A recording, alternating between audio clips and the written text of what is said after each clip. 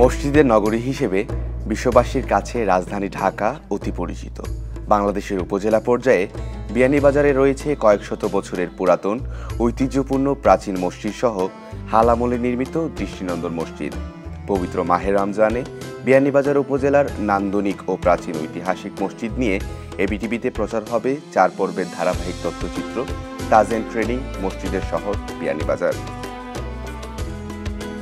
আজ দ্বিতীয় পর্বে রয়েছে মুঘল শাসনামলে নির্মিত আঙ্গুরা পাকা মসজিদ সহ কুরারবাজার, মাথিউরা ও তিলপাড়া ইউনিয়নের প্রাচীন ও বর্তমান মসজিদ নিয়ে প্রতিবেদন।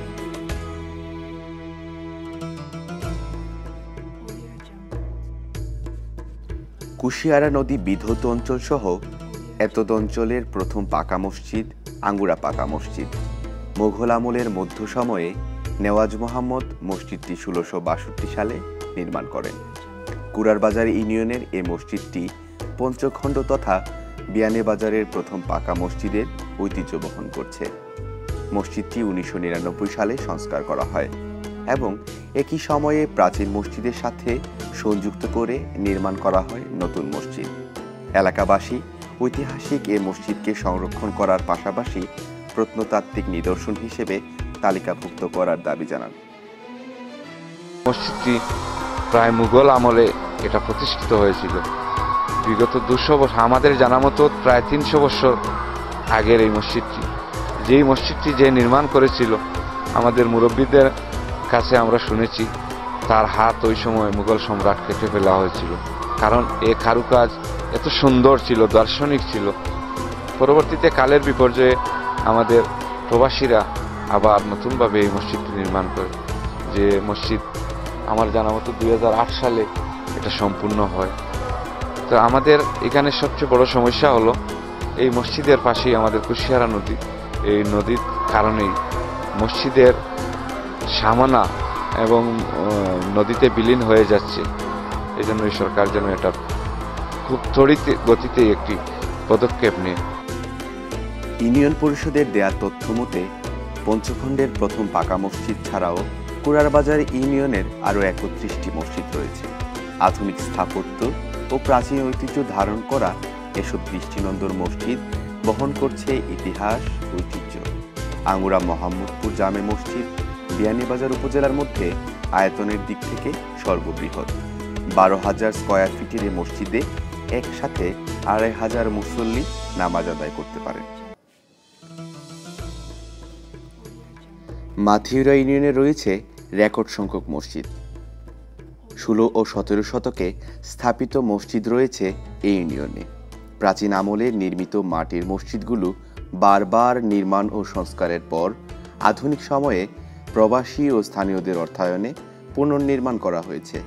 মাথিউরা ইউনিয়ন পরিষদের তথ্য মতে নয়নাভিরাম 36টি জামে মসজিদ সহ 42টি মসজিদ রয়েছে। এই মসজিদের নাম হইল মাথিউরা দোয়াহা জামে মসজিদ। এই মসজিদ অত্যন্ত পুরাতন মসজিদ। এই মসজিদও মুরব্বিয়ানসকলের পক্ষ থাকিয়া এবং লন্ডন প্রবাসীসকলের পক্ষ থাকিয়া এই মসজিদ নির্মাণ করা হয়েছে এবং এই মসজিদের ডিজাইনার হইলা শাকুর মজিদ।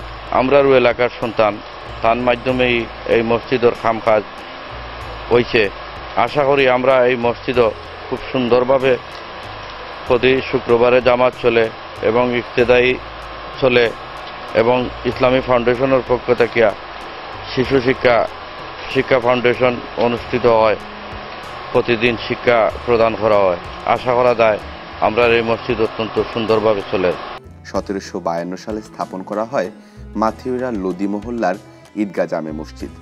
এই মসজিদের নামে নামকরণ হয়েছে ঈদগাহ বাজারের। বিশাল আকৃতির একটি গম্বুজ ও 4টি মিনার দ্বারা 2010 সালে পুনর্নির্মাণ করা হয়। দ্বিতল এই মসজিদ বর্তমান ও প্রাচীন ঐতিহ্য ধারণ করছে। এই মসজিদ হইল মাথিউরার মাঝে মাথিউরা প্রাচীন ঈদগাহ ও জামে মসজিদ। প্রায় এই মসজিদের বয়স হইল গিয়া 1750 ইংরেজিত স্থাপিত হয়েছে এবং এবারে সর্বশেষ নির্মাণ হয়েছে 2003 সালেও বিদেশি সকলের সাহায্য সহযোগিতায় সুন্দর একটি মসজিদ, ঐতিহ্যবাহী এবং মাথিউরার মাঝে একটি গ্রহণযোগ্য ঐতিহ্যবাহী বড় কেন্দ্রীয় মসজিদ। এই মসজিদের সুনাম দেশ বিদেশে বিভিন্ন জায়গার মাঝে আছে। নবাবী আমলের চুনসুরকি দিয়ে নির্মিত দক্ষিণ দাসুরা জামে মসজিদ আধুনিক স্থাপত্যশৈলীতে পুনর্নির্মাণ কাজ চলছে। ইতিহাসের ধারক তিলপাড়া ইউনিয়নে বেশ কিছু প্রাচীন মসজিদ রয়েছে। ইউনিয়ন পরিষদের দেয়া তথ্যে এই ইউনিয়নে রয়েছে 26টি জামে মসজিদ সহ মসজিদের সংখ্যা 51টি। বিভিন্ন আমলে বিভিন্ন সময়ে বিভিন্ন রকমের মসজিদ নির্মাণ হয়েছে।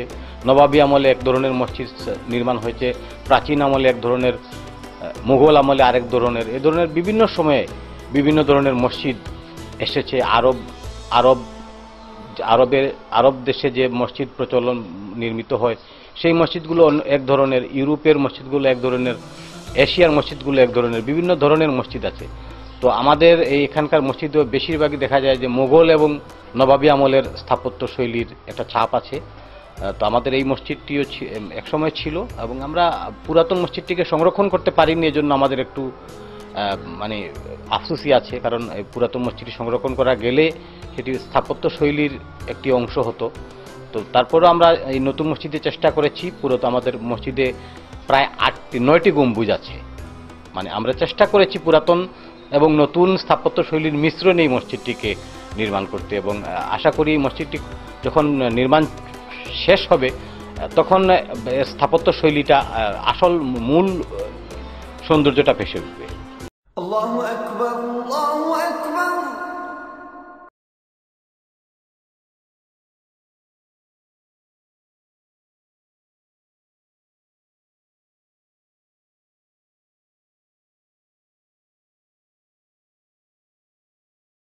আশহাদু আন লা ইলাহা ইল্লাল্লাহ।